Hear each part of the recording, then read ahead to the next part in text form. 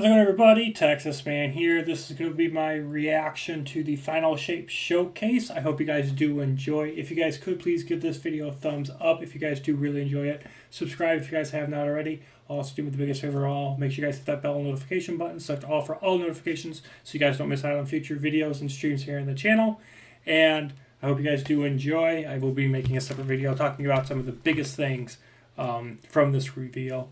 Enjoy, and of course, let's roll.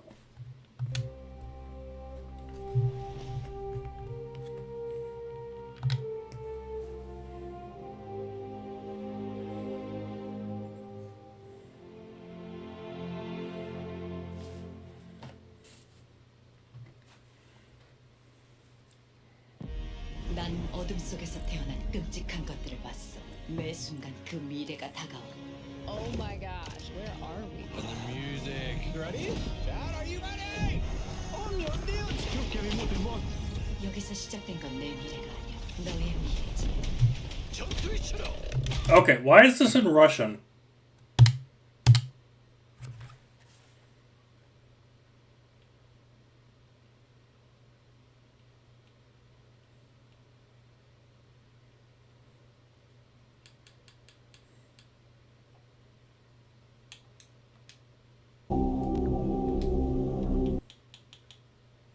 Let's try this.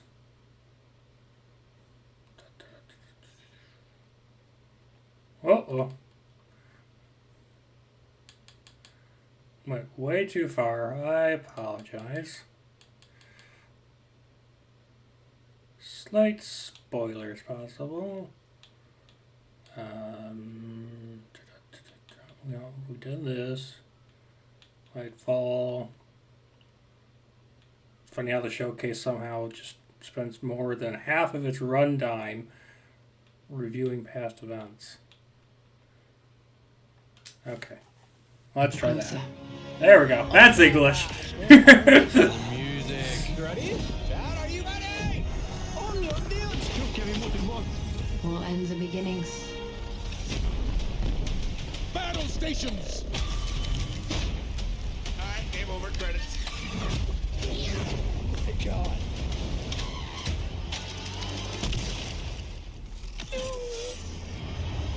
Holy crap. About time we go to the moon. Is that a darkest ship behind Okura? Sir Happy Air is back. We are yours. Salvation. Wait. The line between light and dark is so very thin. Let's cross it together. Holy crap. This got me feeling things. Hello, old friend. Wake up! これはマジで鳥肌立ちました Ghost, ghost, ghost. Oh my god, dude. Alright, put the popcorn down, y'all. I'm afraid. What? Traveler just did a Death Star! Yo! Oh my god. What is he doing there? No way. Oh my God, was?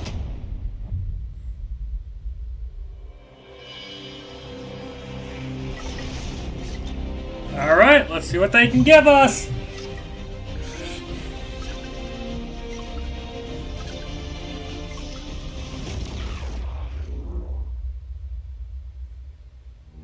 Thanks for tuning in, y'all. Like many of you, I've been playing games as long as I can remember. They're a core part of what makes me who I am. I believe there's this deeply rooted, often unstated mission of games to keep adventure alive. In 2014, Bungie set out to start a new adventure. Heroes awakened on a desolate planet. A silent god set in our sky. And it wouldn't be long before an ancient enemy, shrouded in darkness, showed up at humanity's door to destroy us. Over the years, our heroes would shape a story far greater than anything we could have imagined. Players would explore deep into the depths of Venus, hunting a machine god that controlled time itself. They'd invent ways to combine their mythic weaponry and their paracausal abilities to stand alone against monsters that took others an entire elite squad. They'd race alongside their friends far into the early morning in the halls of an ancient city where only a select few emerged victorious at dawn, clutching the heart of a dragon. But most importantly, they bring their friends and their family into this world, and together meet new faces on this adventure who would become lifelong companions. Now, together, we approach the final shape. We're about to embark on the last expedition of Destiny's first saga. So let's be clear about the stakes. In the final shape, you will go inside the Traveler. The journey will be difficult. And what awaits you on the other side of this trek is nothing less than the deadliest entity we have ever faced. There will be no open betas. There aren't going to be any guides on the internet telling you how to handle what's to come. Whether you've been with us from the beginning, joined us somewhere along the road, or are looking at Destiny for the first time, anybody who shows up on launch day is going to be greeted with this same uncharted world. A vacuum-sealed experience begging for you to be the first person to peel it open. So today is your invitation to go forth and adventure.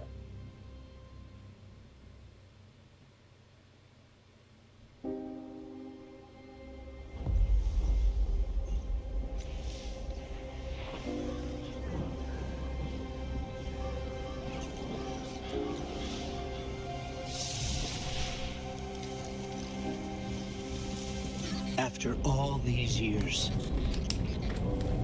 we never talked about it. What? Why I brought you back.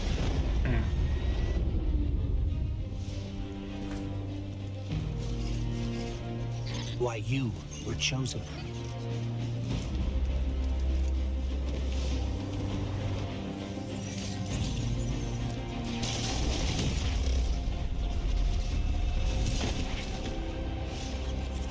The truth is, I didn't know then. Come on, Warlock, get up. Gallahorn! Oh, that's nice. It was just a feeling. Boom. Love that.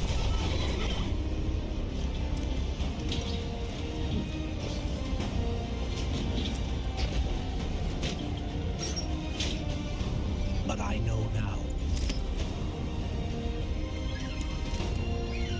After all we've seen, all we've lost, this fight might be our last. So I'm asking you one last time to rise.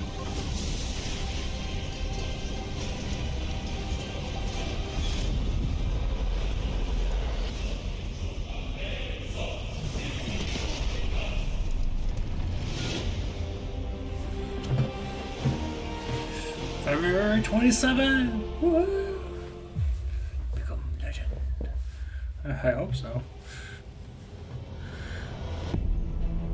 This is a momentous time in Destiny history. We've been building to this moment for the last 10 years. The final shape is the conclusion to that journey. This is a moment in gaming that as a developer, you just don't get very often. Guardians and allies are fighting the biggest threat that the universe has ever seen in this big culmination of the Light and Darkness saga. When we were thinking of what the final shape could be, it had to be a lot of different things. It needs to pay off this epic confrontation with the Witness that we've been setting up for years. It has to bring you closer to your allies in the Vanguard. It has to be this place that makes you feel nostalgic for the entire journey you've been on.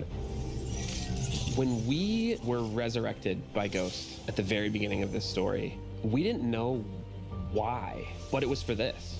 The Traveler is asking us for help. And it's our responsibility to protect every living thing in the universe from what the Witness intends to do.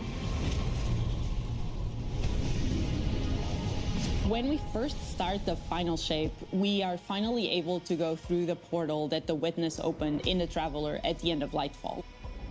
Inside is the Pale Heart of the Traveler. That is the stage for our showdown with the Witness.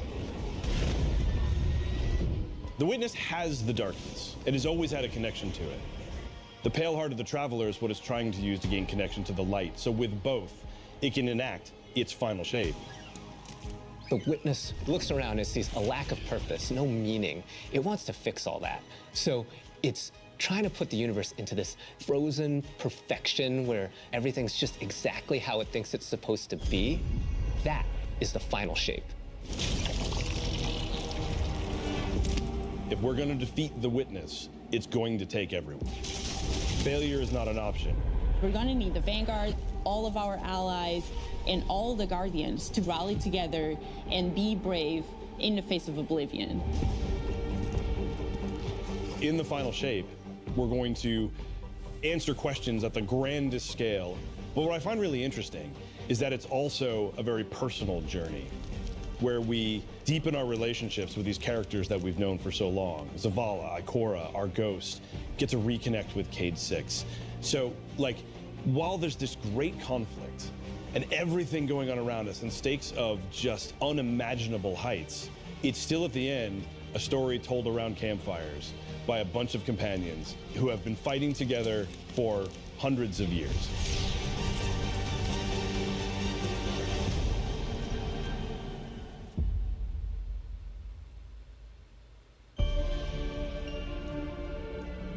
In the final shape, we're going through the portal that the Witness has opened up to confront it and stop the final shape. Inside the Traveler is this infinite, vast, unknowable, and we're landing on the Pale Heart, which is a fraction of really what is inside the Traveler. The Pale Heart is weird. It's a little strange. It makes you feel a bit uncomfortable. And it is also just so cool and artistic in the best way. The Witness entered well ahead of any Guardians, and so it's had time to kind of shape what's there.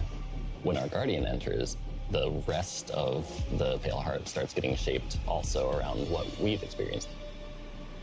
This is the Traveler recreating the world in front of you as it saw on your journey.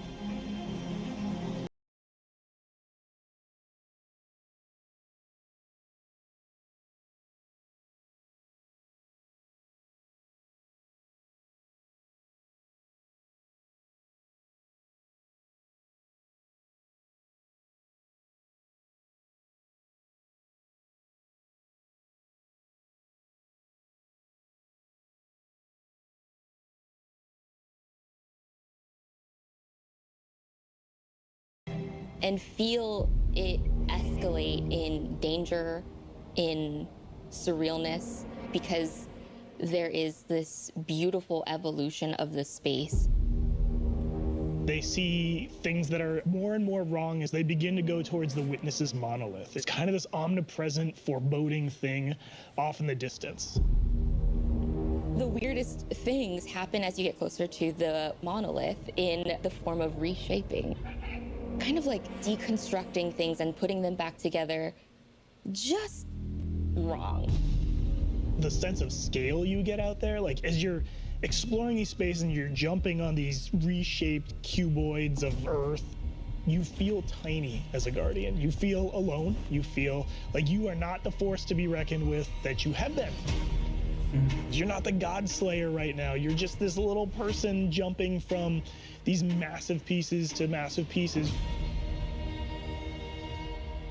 One of the things that we really try to also capture is that the Witness keeps throwing everything it has at you. And so you're going to fight these new enemies, the Subjugators. Ooh, okay. Subjugators are the new unit you're going to be facing in the final shape. They have an enhanced power set. They're performing stasis powers and strand powers to face the Guardian, well, in support of all the other enemies you're fighting too. They bring something entirely new to the battlefield, which is kind of this element of control. They're back there pinging away with stasis abilities, throwing crystals at you, freezing you in place, tangling you up.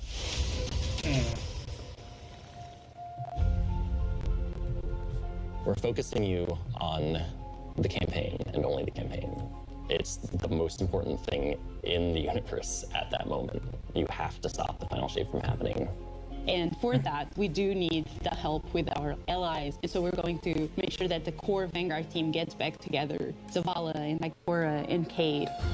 The campaign is just the start of the Pale Heart. After you've reached the monolith and finished the campaign, we open up the entire destination. And so the entire Pale Heart is going to react to you and what you are doing.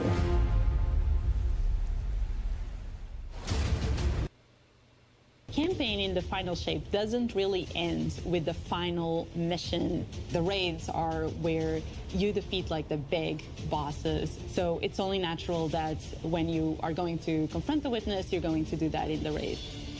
But that might not be enough. This is a moment where we need to rally all Guardians to be able to overcome the final shape and the witness.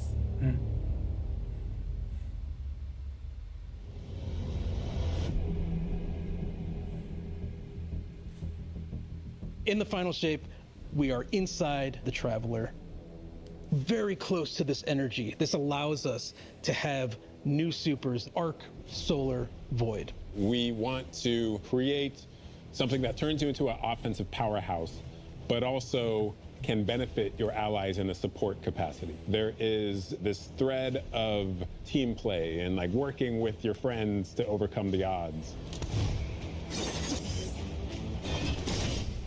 The Warlock Super is this ultimate expression of solar energy coursing through your Guardian. This Solar Warlock Super is a callback to Radiance from D1. Other than Golden Gun, this is the only other first-person super in Destiny right now. Your melee's like all these projectiles going off, doubling the amount of projectiles. Your grenade almost being sentient as it searches around, and then it hits a character and bounces off and goes to another one. And you're so overflowing with this energy that you are also giving it to your allies, allowing them to have their solar weapons supercharged, applying Scorch when they're shooting. The new Solar Warlock aspect, when I cast my Rift, it is going to create this little solar soul that when it sees an enemy, it launches part of itself out and hits the enemy and explodes and scorches them. It just feels very alive. Interesting. Twilight Arsenal. It's a layered super. This is the only ranged one-off offensive super for Titans in the game. The Titan jumps up into the air, summons this giant void axe, throws it, summons another one, throws it, summons another one, looks at a different group of enemies, throws it. And when these axes fly through the air, they stick into the ground or an enemy, do their void gravity thing where they suck a bunch of energy and enemies in and then explode. But that doesn't destroy the axe. The axe sticks around and you and your allies can go and pick up that axe and start wailing on enemies with it. This super is insane to me. The Void Titan aspect, I press and hold my grenade button to consume my grenade and turn it into the shield. The more damage it takes, the more it charges up, and then I can release that, and it creates this blast that deals massive damage. Interesting. The Hunter Arc Super. Arc is all about finding the shortest distance between 2 points. The Hunter kind of rears back, takes this knife and throws it across the world, and then is able to blink to its position, do the slash that just decimates anyone nearby. One really great thing about that is not just you do it once, but you're able to do it 3 times, along with devastating attacks each time you do it. The Hunter has an aspect. We take our staff, we twirl it in the air, which propels us upward. It creates this burst, which amplifies you and any allies near you. It almost makes it feel like you're playing a fighting game, right? Like these combos that you're chaining together to do these different moves. It like takes that sandbox to the next level. The more aspects we have, the more capable we are to do that. It feels like you're like riding the lightning, you know? Like that instantaneous, like... That was good, but I think it's more like... You know? I like it, I like it.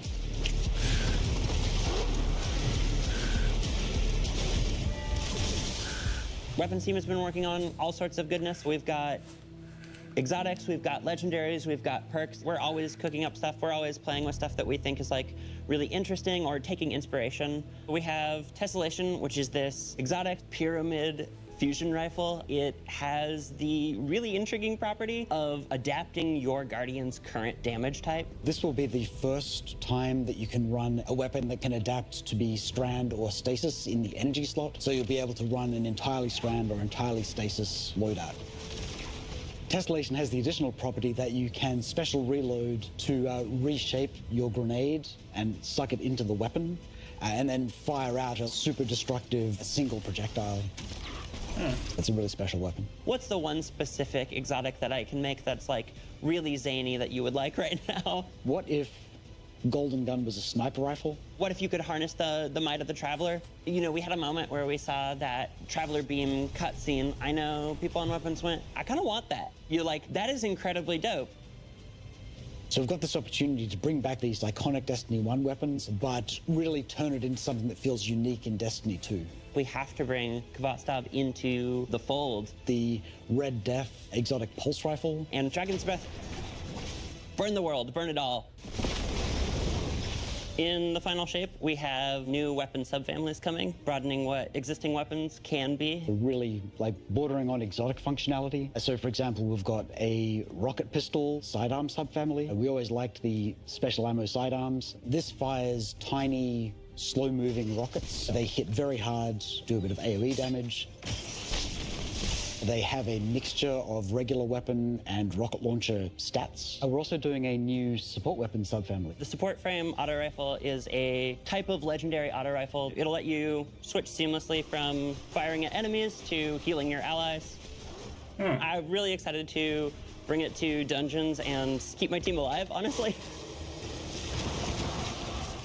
The weapons team is always coming up with new ideas. We've got a ton of new cool stuff coming over the next few years, and some new and really wild ideas, which we're pretty excited about. Come on, take a load off. We've got a lot to cover. This place is only big enough for one dashing hero type, and that's me, so. I'm back! Hey, you two, give me a sec. I was magnificent. This is great. Anyone want a hug? Get your rock off my map. Worst case scenario, you die. But who knows? Maybe you won't.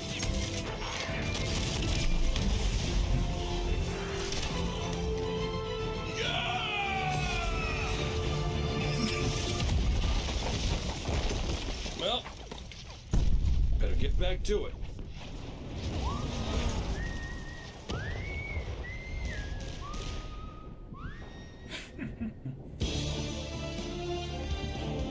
In this moment where we're driving to the end of the Light and Darkness saga, it's great to see Cayde return to this world at this moment with all this change about to culminate with this confrontation with the long-standing enemy, the Witness. Cayde is the quintessential hunter. His presence casts such a long shadow over the story of Destiny, whether it was when he was alive or when he was dead. What Cayde goes through in this journey, how he serves as a catalyst for the other characters, the events that are uncovered to have brought him back. This is how the story had to end. There was no end to the Light and Darkness saga that didn't have Cayde here alongside his friends to finish the job. Once we started digging into the nature of the Pale Heart, I think that crystallized Cayde's role as a guide. Cayde is Virgil, and he's our guide through this other place. Cayde is the one who is the most appropriate person to be the guide, because that's his job. That's always been his job. It just feels so natural for Nathan to be back in the booth. It felt amazing to just see him slip back into the role, like, without missing a beat. Right, instantly. In the flesh, or metal, as it were. Cayde's the glue that's always held Zavala and Ikora together. Having him back puts them in a position of questioning where they've been and what they've done without him. You think about the journey that Zavala's been on and how he's been taken down this dark path, and you think about the weight that's been on Ikora, having to hold the Vanguard together, having Cayde's voice of levity and brightness that he brings to that group, that I think is going to be great for them. Well, at least we have each other.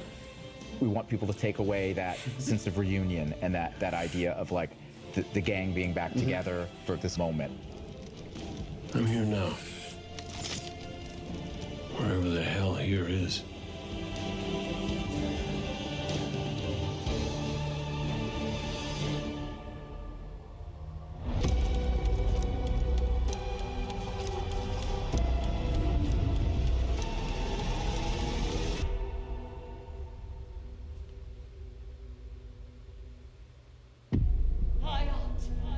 Guardian. The Witness poses a dire threat. And the Witch Queen holds the answers we seek. But only if we contend with her sister, Xivu Arath. It rests with me. Will you come back from this? Do not be afraid.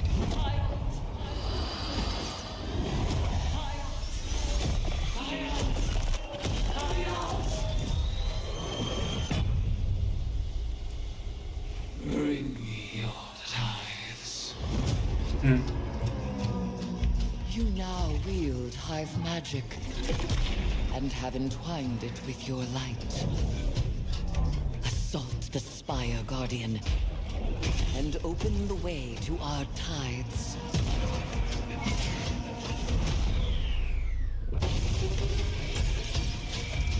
Let them know fear. The deck of whispers, and they do whisper. Fight in my name, Guardian.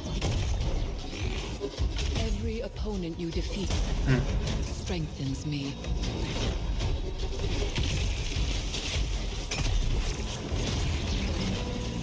My appetite rises for your brutal tributes.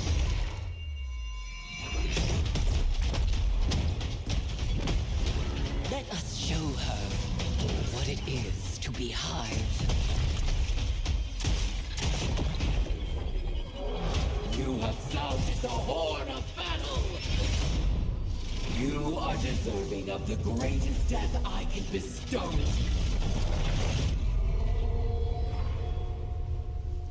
Season of the Witch. Alright. The Season of the Witch is our opportunity as players. We've been annihilating and breaking Hive spells, and now we finally get to cast them. At the end of Season of the Deep, we learn that Savathun has the key to getting into the portal that we need to go into. That means we have to go find Imaru, her ghost. Imaru's like, not so fast. We've got a bigger problem first, and that bigger problem's name is Xivu Arath. If we fight her, she only gets stronger. Eris has an idea. It's a really good It's idea. a wild ass idea, yeah. She determines like, well, the best way to fight fire is with fire. We are channeling all of that energy that we're creating by going through, by eliminating enemies, and we're tithing to our friend Eris. Bring me your tithes. What does that mean for the characters and the player to kind of like be like Savathun? And that's where we went down the path of having Hive Eris. We wanted to extend that magical fantasy into the player then. That ability to have overwhelming magical power, that risk and reward into all of our activities and systems experiences. And so that's what led us to come up with things like Deck of Whispers. It's this magical deck of cards that creates amazing synergies with your buildcraft meta and with buffs and the activities. They can then choose these cards at will, whichever ones they want, and then that really leans into the build crafting. You actually are getting cards that you can then use to place on the battlefield and change the way you play. I'm such a sucker for deck building. Like being able to like bring that element into Destiny gameplay has just been like, oh, chess it's really super fun.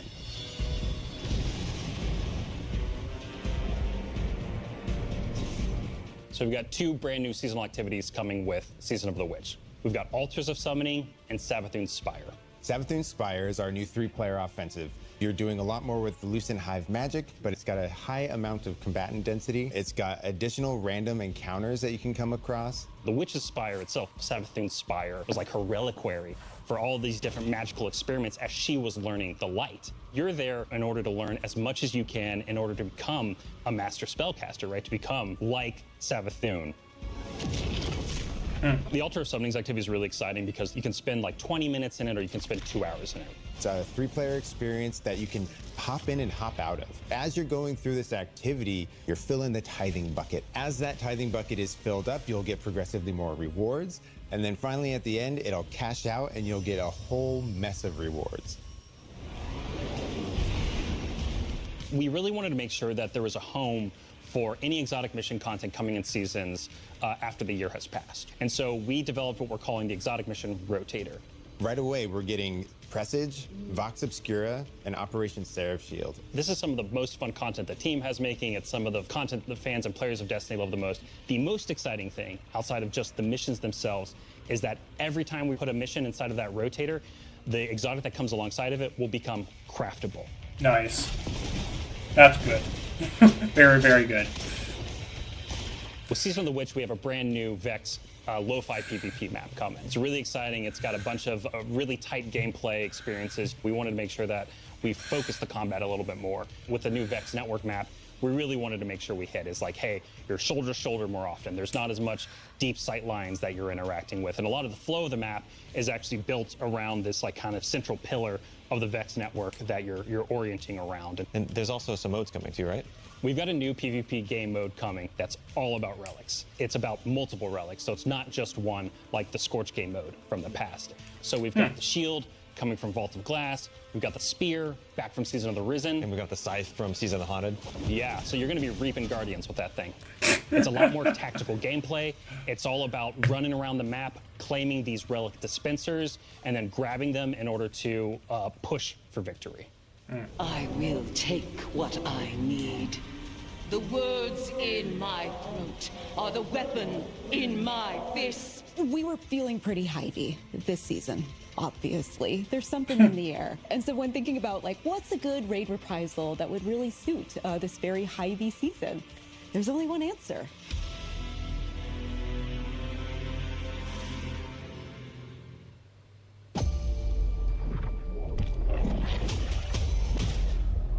I have seen what the Crota's End. a god. Nice. Oh. And it's open to everyone. Gotta play this. Been forever, man.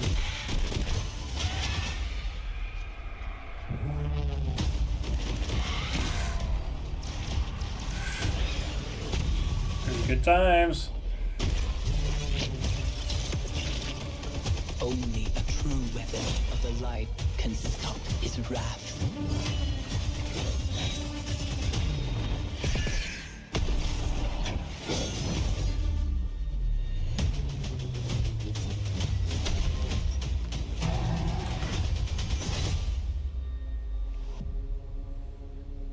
September 1st. Ah! Because that's the same day as Starfield! Ah! Why? Heading into the final shape, we really want to rally all Guardians at the end of the Light and Darkness saga. We want to reduce those power barriers as well as catch people up on key story beats and make sure that they have a really great and easy time connecting with other players. In the final shape, we're trying to find ways to make power more simple and easy to understand, and also lowering the barrier to entry. It's going to make it easier for players who have not been able to jump into game easily because they were held back by the challenges in grinding for the power levels that are required by these different activities. One of the major changes that's going to be happening starting with the final shape is there are going to be a certain number of activities that are going to be power fixed. So it doesn't matter kind of what power level you are going into it, you're always going to be able to approach it. There's still going to be tiers of difficulty that you can do, things that are just meant to be experienced a certain way. Things like Nightfall strikes that will still have power enabled, and that's where we're really going to focus the whole power climb. The raids, the contest modes that everybody loves to engage with, that experience is fundamentally going to be staying the same. I'm excited for this because I think there will be a lot more clarity for players in terms of understanding the relative difficulty of things. It's easy enough to understand what you're supposed to do in order to be able to play certain things. It easier Why are for they new changing this players stuff? to engage with you. Hey. So we're introducing something that we're calling Fire Team Power. You can actually bring your friends along to play any dungeons and raids in the game without having to wait them to be at a certain power level. The person with the highest power in your fire team is actually going to bring all the others close to their power level, which means that there's no barriers really for any other Guardians to join you in this high-level content. When it's combined with Fireteam Finder, it also allows you to find strangers, people you've never played with before, and have that same experience. That's all regardless of the power level of you and the rest of the people in your fire team. Fireteam Finder is the new feature that's coming in Season 23, aimed at helping connect and find other people to complete the best and most aspirational content in Destiny. We have a tag system that allows players to be able to say, well, this is my play style. I'm really chill. I'm anti-sweat. I'm just really here to have Basically a good time. Exactly. Tags really allows players to show a little bit more personality, show a little bit more about what they're about. I think what's really great about it is with this launch, we're also looking at including inclusion tags. As an example, one of the inclusion tags that we have are for colorblind players. Hopefully the inclusion tags will bring players closer to finding their community and even closer to the people that they're playing with. So once a listing goes live, players will be put into a listing lobby where players can gather, they can communicate with each other. So we wanted to make it as convenient and as easy as possible for players to not just sit and stare at a screen for a long time while their listing actually fills up. As a gamer who's typically more solo, I'm especially excited about this because it really is about helping reduce that anxiety and burden that comes with trying to make a new connection.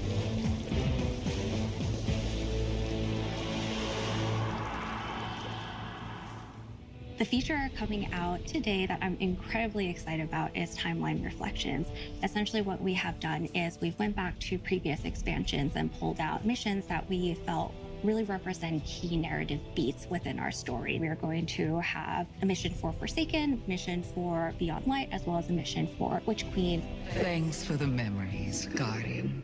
The neat thing about these missions is they're not going to be like one-to-one for how you would experience them in the campaign. You're also going to get additional pieces of narrative fed to you to like identify like, hey, this is why it's important that this happened, and here are the people you met along the way. A really big one that's really timely for Final Shape is Cayde's last stand from Forsaken.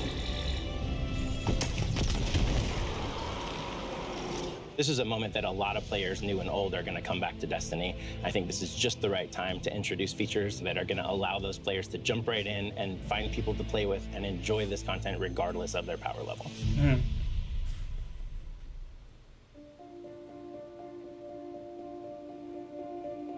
We're reaching the end of this 10-year journey. What comes next? The episodes. And the new way we're going to tell stories moving forward. What's really important about episodes is that it's a really big shakeup to what we've been doing. Instead of providing 4 seasons a year, you are going to get 3 larger episodes. And so the first 3 episodes in this coming year are called Echoes, Revenant, and Heresy. It's coming right after the Final Shape. And the theme for the year is going to be all about the consequences and aftermath of the Final Shape. I think what's really the cornerstone of the episode model that we're building is the 3-act structure. The acts act as these anchors for us to introduce new weapons, new artifact mods, new activities. There's going to be new missions coming around the core. There'll be new story moments in every single one of these acts. We're actually providing more cinematic styled experiences throughout the Final Shape year and the episodes with it than any of the seasons we've ever developed before. These new stories are actually playable as standalone. Like each episode is something you can experience, whether you've been playing Destiny for 10 years or this is your first one.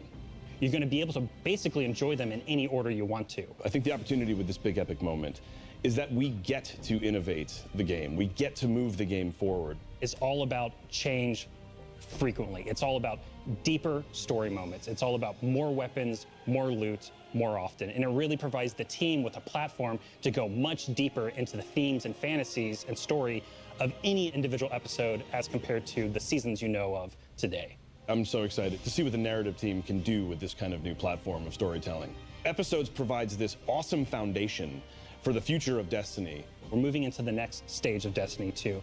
I think some people look at the Final Shape and they think Destiny 2 is coming to the end. And in many ways, it's the opposite. We're leaning in. We're putting the pedal to the metal. Episodes provide us a new, innovative way for players to engage with Destiny 2 throughout the year.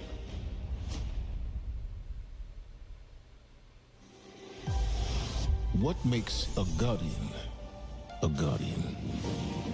Devotion, bravery, sacrifice. We know that we were chosen for a reason, by something greater than ourselves. Guardian. Guardian? Eyes up, Guardian. Shaped by the fires of each new battle, we are forged and sharpened into what we must become for the fight ahead. We are the final line that halts the second collapse. All of us. Every Titan. Every Warlock. Every Hunter. What is it the Guardians say? Devotion inspires bravery. Bravery inspires sacrifice. Sacrifice leads to death. The line between light and dark is so very thin. Let's cross it together.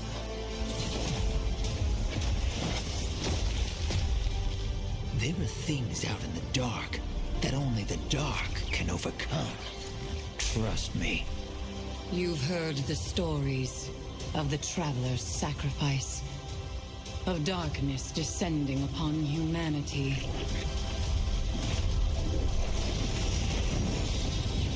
Our purpose is its end.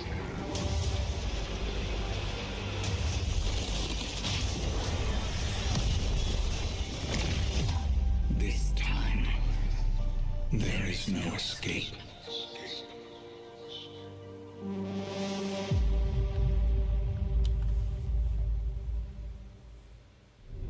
It's going to be an exciting year for Guardians. We get to make good on a promise that we made way back in 2014. There was classic rock blasting, a fire team racing across our solar system, and at the end, a simple message: become legend. Today, you got a glimpse at how we'll be cementing your legend in this upcoming year. We're going to be heading inside the Traveler, experiencing a destination unlike anything we've ever built before. We'll face the biggest bad we've ever made, and we'll do this all alongside a streamlined progression system, allowing us to easily play with friends in any content in the game. And as the dust settles in the final shape, we're going to continue our legends in Echoes. It's Destiny's first episode in a new phase of storytelling for Guardians, with brand new conflicts born from the resolution of the Light and Darkness saga. These first episodes are just the beginning. But if you're chomping at the bit to see how the Light and Darkness saga is going to kick off the future of Destiny 2, we've got a ton of great content for you to jump into today. Going live after this, we've got Season of the Witch, with a new story, new weapons, new armor, new activities, and new PvP content, all alongside a series of story catch-up missions, allowing any of your friends to jump into the game and get up to speed on what's happening in this world. Then, next week, a brutal reprisal of Crota's End is going to join the ranks of our aspirational content. I can't wait to see you all in the Throne World as we learn more about the final shape and how we can stop it.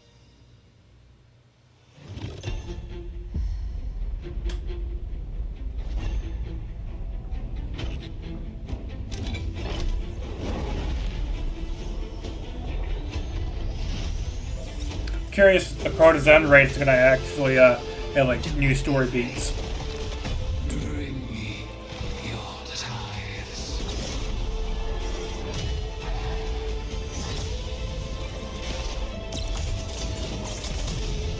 After all these years, all we've lost, this fight might be our last. So I'm asking you to rise one last time.